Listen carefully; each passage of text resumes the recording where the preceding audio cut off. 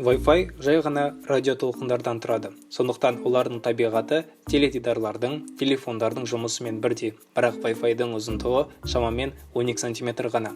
Салыстырмалы түрде телефондар қолданатын толқындардың ұзындығы бірнеше жүздеген метр.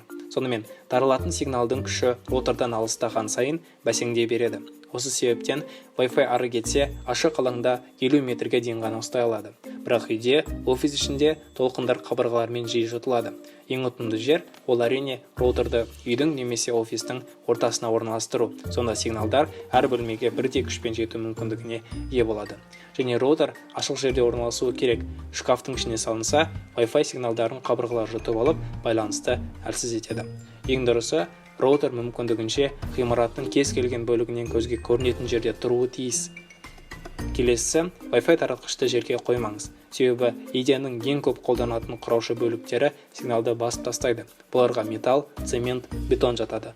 Бұған қоса, көптеген роутерлар сигналдардың көп бөлігін төмен қарай жіберетіндей етіп құрастырылған.